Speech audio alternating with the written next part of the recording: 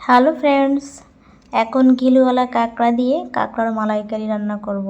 সবসময় চিংড়ির মালাইকারি রানবো এমন নয়, ভিন্ন ভিন্নভাবেও রান্না করতে হবে।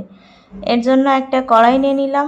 কড়াই ভালো মতো গরম হয়ে আসলে পরিমাণ মতো সরিষার তেল দিয়ে একটা তেজপাতা মাছ বরাবর ছিঁড়ে তেলের উপর দিয়ে দিব। এখানে অন্য কোনো কিছু ফোড়ন হিসেবে আর ব্যবহার করব না। এরপর 1 চামচ লবণ, 1 চামচ হলুদের গুঁড়া দিয়ে ভালোভাবে মিশিয়ে নিব লবণ হলুদটা। এরপর যে কাঁকড়াগুলো পিস করে পরিষ্কার করে রেখে দিয়েছি সেটা দিয়ে দিব।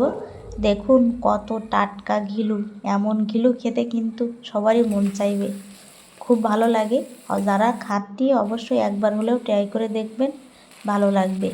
দিয়ে ভালোভাবে ভেজে নিব। অনেকেই মালাইকারিতে আলু ব্যবহার করে না, তবে আমার যে কোনো আইটেমে একটু আলু ভালো লাগে, এজন্য একটা ছোট আলু পিস করে সেটাও দিয়ে একটু ভেজে নিলাম। এরপর একটা মশলা বানিয়ে নিলাম। লবণ, হলুদ, জিরার গুঁড়া, বাটা গরম মশলা, শুকনো মরিচের গুঁড়া, নারকেলের দুধ দিয়ে একটা পেস্ট বানিয়ে নিলাম। অনেকেই মালাইকারি রান্না করতে কিন্তু কাঁচামরিচ ব্যবহার করে। আমি সে মশলাটা এবার দিয়ে দিলাম, দিয়ে কিছুক্ষণ ভিজিয়ে নেব।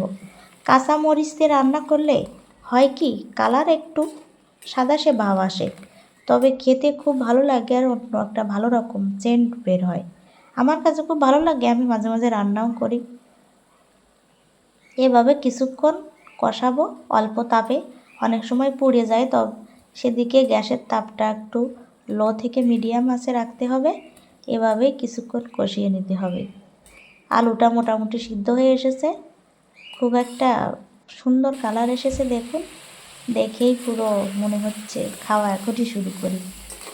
খেতে যে কী দারুণ লাগে, আপনারা অবশ্যই একবার হলেও এই রেসিপিটা ট্রাই করবেন, ভালো লাগবে। এরপর একটু ঝোলের জন্য আমি যে নারকেল দুধ আগে থেকে করা ছিল সেটা দিয়ে দিব। এভাবে যদি আপনি চিংড়ি মাছ, ইলিশ মাছ, কাঁকড়া যাই রান্না করুন না কেন, খুব ভালো লাগে।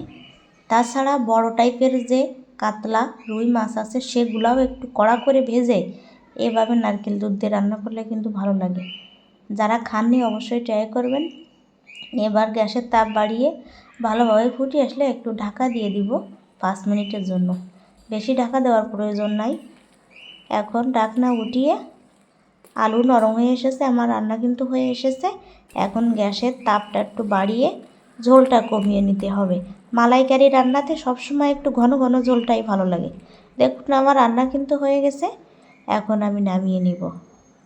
নামিয়ে নিয়ে গরম ভাতের সঙ্গে এখনই খাওয়া শুরু করব। এত দারুণ, দেখে আপনাদের জিভে জল অবশ্যই চলে আসবে। এটা হলো ফাইনাল লুক। ভালো থাকবেন সবাই, অনেক অনেক ধন্যবাদ রইল।